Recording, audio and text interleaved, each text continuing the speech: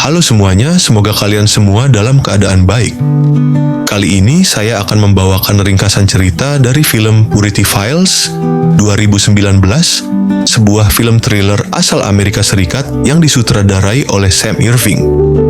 Cerita dimulai setelah seorang ibu kehilangan suaminya akibat kematian tragis. Untuk menghilangkan kesedihan, sang ibu memutuskan pindah bersama kedua anaknya, seorang putra dan putri, ke sebuah kota bernama Ideal. Namun, di kota itu mereka justru menghadapi masalah baru. Hubungan keluarga mulai retak, terutama ketika sang anak terjebak dalam lingkungan buruk yang berbahaya. Film ini dibuka dengan gambaran sebuah keluarga bahagia, seorang ayah, ibu bernama Nicole, anak laki-laki bernama Jason, dan anak perempuan bernama Justin. Kehidupan mereka tampak harmonis hingga suatu hari sang ayah tiba-tiba jatuh pingsan saat sedang bermain bersama keluarganya. Ternyata ia meninggal dunia karena serangan jantung. Setahun kemudian, Nicole memutuskan untuk pindah ke rumah baru bersama Jason dan Justin. Namun, sejak awal mereka sudah berselisih. Jason membawa senapan milik mendiang ayahnya, sedangkan Justin menolak keberadaan senjata berbahaya di rumah baru itu. Jason yang sangat dekat dengan ayahnya tidak bisa menerima sikap Justin, hingga akhirnya ia marah dan meninggalkan rumah begitu saja. What do you mean? It's Dad's rifle? Care, it's dangerous. You should. Setelah berselisih dengan adiknya, Jason pergi ke samping rumah. Ia melemparkan sebuah bola ke arah semak-semak, namun ternyata ada seseorang bersembunyi di baliknya. Dari situlah Jason berkenalan dengan seorang pria bernama Cat. You going to Purity Falls High? Yeah. Definitely lucky. I'm a senior. Oh, Chad. Ketika keluarga mereka sedang berbenah di rumah baru, datanglah seorang tetangga bernama Country McQueen. Kita sebut saja Tuan McQueen. Ia masuk ke rumah untuk berkenalan dengan Nicole, Jason, dan Justin. McQueen mengaku menjalankan bisnisnya di rumah tersebut, lalu pamit setelah berbincang singkat. Perfect. I mean, I'm always looking. Maybe. Well, I think it's a great idea, honey. And you can finally start. And the job has its perks. You're unpacking. Don't wash the trays. I'll come and get them another time. She seems nice. Malam harinya, Cat yang baru saja bertemu Jason tampak sedang berbicara lewat telepon dengan pacarnya. Namun, ia mendengar suara aneh yang membuatnya penasaran. Cat kemudian menuju ke kolam renang untuk memeriksa sumber suara itu. Tiba-tiba, seseorang memukulnya dari belakang. Tanpa perlawanan, Cat ditenggelamkan oleh sosok misterius itu hingga tewas.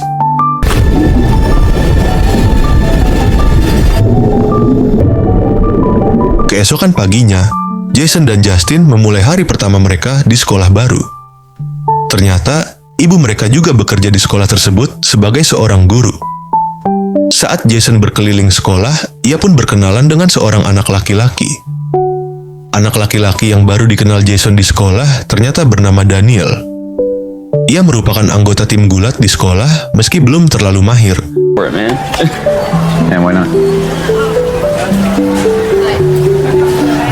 Sementara itu, ibu Jason memulai pekerjaannya di ruang kerja baru. Di meja kerjanya, ia menemukan sebuah kotak kecil berisi kartu ucapan dan cangkir hadiah dari kedua anaknya. Sebuah kejutan manis yang membuatnya tersentuh. Cerita berlanjut pada sesi latihan gulat. Daniel kembali kalah dalam pertandingan, tetapi Jason justru menunjukkan kemampuan yang luar biasa. Ia dengan mudah mengalahkan lawannya. Kehebatan Jason menarik perhatian seorang siswi bernama Clara, yang kemudian berkenalan dengannya. Speaking of which, we gotta hit the showers. Yeah. We're thinking about getting this weekend. Bring her. Yeah, it's my treat. Really? Yeah. Suatu hari, saat Jason hendak mandi, ia melihat Daniel sedang diancam oleh seorang pria tua. Namun, Daniel mengaku tidak mengenal pria tersebut. Situasi itu membuat Jason curiga, tapi Daniel tidak menjelaskan lebih banyak. Hari demi hari berlalu. Jason kemudian memberanikan diri untuk mengunjungi rumah Tuan McQueen, berharap bisa menanyakan soal pekerjaan. Namun, bukannya membicarakan pekerjaan, Tuan McQueen justru mengajaknya minum terlebih dahulu. Obrolan mereka tampak akrab, sampai pada suatu momen McQueen menumpahkan minumannya ke celana pendeknya sendiri. Ia kemudian meminta bantuan Jason untuk melepas anunya. Disitulah McQueen mulai merayu Jason. Jason yang awalnya menolak perlahan tergoda, hingga akhirnya ia terjerat dalam push rank dengan McQueen. Still feels good. Yeah, I guess. Of course. Setelah hubungan selesai, Tuan McQueen memberikan pekerjaan pertama kepada Jason, lengkap dengan uang muka. Saat hendak pulang, Jason sempat mandi di rumah McQueen. Namun, tanpa sepengetahuannya, McQueen diam-diam memotret Jason saat sedang mandi. Bukannya berhenti sampai di situ, Jason justru semakin terjerumus. Ia bahkan menawari McQueen untuk mandi bersama, hingga terjadi ronde kedua di antara mereka. Sepulangnya ke rumah, Jason mentraktir keluarganya makan malam. Ia mengaku mendapatkan pekerjaan dari McQueen, yaitu membantu menata taman. Sure. Someone's feeling... Oh, really? Yeah, so That was nice of her. I heard she... Beberapa waktu kemudian, Jason menemui klien pertamanya, seorang wanita bernama Karin. Awalnya Jason mengira pekerjaannya hanya sekadar berkebun. Namun, ketika Karin mulai merayunya untuk melakukan ski di pub Jason merasa kebingungan dan memilih pergi. Why don't we go inside? Oh, don't worry. I'll take care of it. Ia kemudian kembali menemui McQueen dan menyatakan ingin berhenti bekerja dengannya. Fantasies. That's what would interest you more than mowing lawn. I'm sorry. Okay. Excuse me, I do need... Of course not. Di sekolah, Jason bertemu Daniel dan menanyakan apakah Daniel juga bekerja untuk McQueen. Daniel mengiyakan, bahkan mengaku menikmati pekerjaannya karena bisa tidur dengan wanita cantik sekaligus mendapatkan uang. Not for you, man. It's not. Malam harinya, Jason pulang dan mendapati ibunya ternyata diundang McQueen untuk minum di rumahnya. Situasi itu membuat Jason semakin gelisah. Untuk menenangkan diri, ia meminjam mobil ibunya dan pergi mengunjungi Daniel. Menariknya, McQueen justru memberikan mobil lamanya kepada Jason, dengan janji kuncinya bisa diambil keesokan harinya. Keesokan paginya, Jason kembali ke rumah McQueen dan akhirnya menerima pekerjaan yang sebelumnya sempat ia tolak. You're just doing a landscaping job. Exactly what she needs. Oh. Jason. You should be really... Setelah resmi menerima pekerjaan dari McQueen, Jason langsung mendapatkan klien baru. Ia mulai bekerja hari itu juga, bahkan dengan percaya diri mengendarai mobil barunya. Malam harinya, Jason sampai di rumah kliennya.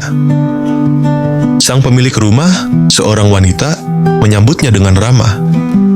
Namun, situasi segera berubah ketika wanita itu meminta Jason melepas anunya satu persatu. Ia lalu menyuruh Jason berbaring di sofa.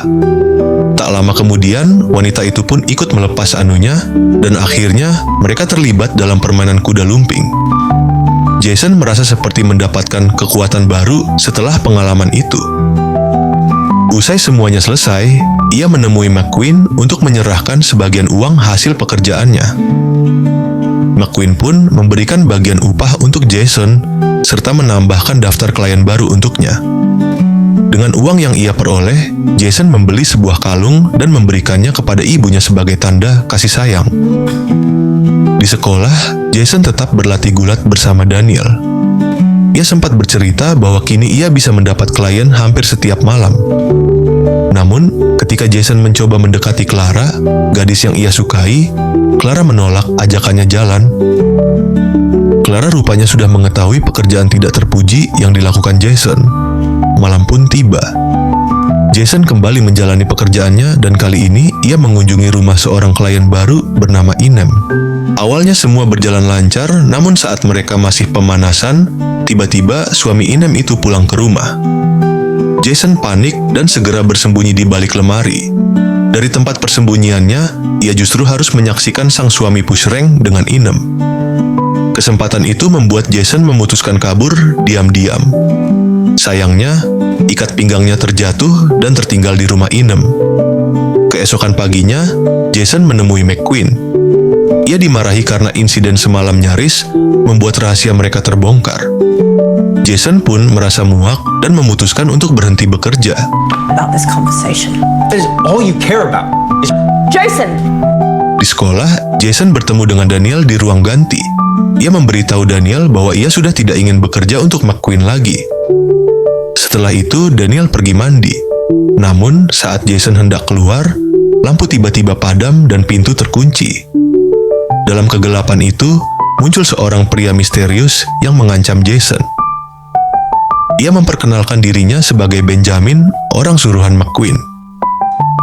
Benjamin lalu memaksa Jason untuk tetap menjalankan pekerjaan tersebut dengan memberinya daftar klien baru yang harus ia datangi. Tanpa berpikir panjang, Jason akhirnya menerima kembali tawaran untuk terus bekerja di bawah McQueen.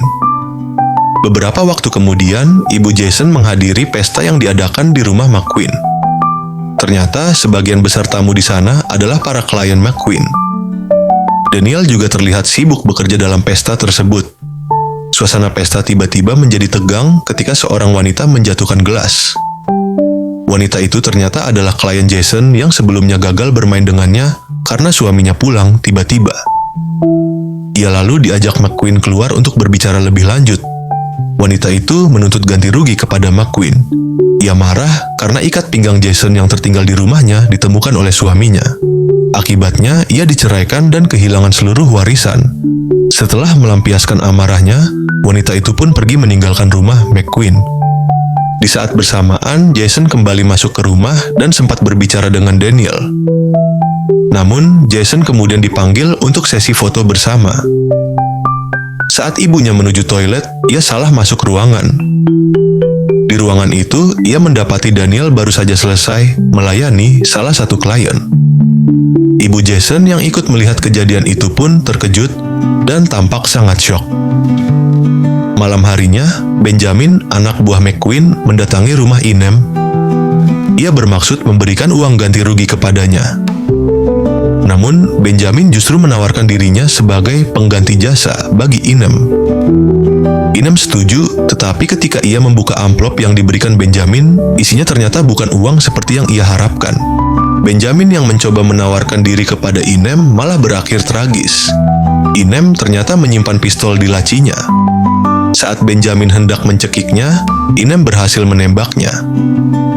Meski terluka, Benjamin masih berusaha bertahan, namun akhirnya Inem kembali menyerangnya hingga Benjamin benar-benar pergi. Dalam kondisi sekarat, Benjamin sempat pergi ke rumah McQueen untuk meminta pertolongan. Namun, McQueen menolak membantunya. Benjamin pun meninggal di sana. Mayatnya kemudian dimasukkan ke dalam koper oleh McQueen untuk dibuang di lokasi lain. Sementara itu, Jason pulang ke rumah dan dicegat ibunya. Sang ibu menegurnya karena sering pulang larut malam. Jason yang kesal akhirnya pergi meninggalkan rumah dan memilih mengunjungi rumah lamanya. Keesokan paginya di sekolah, Jason bertemu dengan adiknya dan berpesan agar lebih berhati-hati. Justine. By his locker earlier with Courtney McQueen. It's a small town, Jason. People. Yeah. Well, I love you. You'll be careful. Okay? And lock the door. I gotta go. Hari berikutnya, Jason juga bertemu Daniel dan mereka berdiskusi serius. Keduanya berencana untuk membongkar kebusukan McQueen. Yeah. Maybe get it. Yeah. You can pull it off? Yeah, of course. Dangerous, man. If you get caught, I can do it. It's okay. Alright, it's my plan. Okay. Call her. Sepulang sekolah, Jason pergi ke rumah McQueen. Malam itu ada tamu istimewa yang datang, yaitu seorang wali kota. Sang wali kota justru menggoda Jason, namun Jason gugup dan berusaha menghindar. Ia lalu masuk ke kamar McQueen untuk mencari sebuah buku penting. Saat Jason berhasil menemukan buku itu, wali kota mencoba merebutnya. Jason berusaha melawan dan berhasil kabur. Namun, tepat ketika hendak keluar, McQueen sudah menunggu di depan dengan pistol di tangannya. tanpa ragu, McQueen melepaskan tembakan ke arah Jason.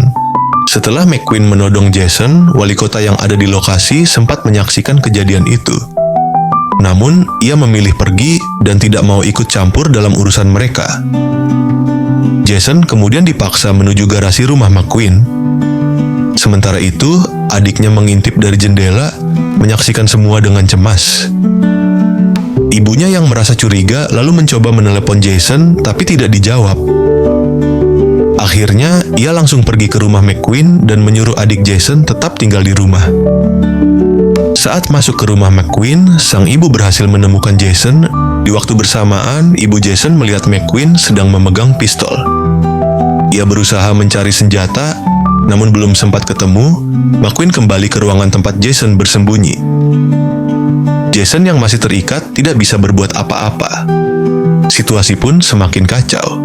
Dalam kondisi terpojok, ibu Jason menusuk perut McQueen. Jason dan ibunya berhasil melarikan diri. Namun, McQueen belum menyerah. Ia kembali mengambil pistol dan menodong mereka. Di saat kritis itulah, adik Jason mengingat senapan peninggalan ayahnya. Ia mengambil senapan tersebut dan menembak McQueen hingga tewas. Setelah semua berakhir, Jason, ibunya, dan adiknya kembali ke rumah lama mereka. Meski penuh luka dan pengalaman pahit, mereka akhirnya bisa merasakan kebahagiaan bersama lagi. I'm not. Should we join the party?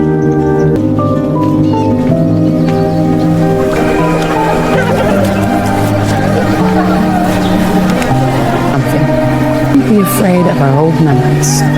Oh, we'd be so proud of you. I love you guys.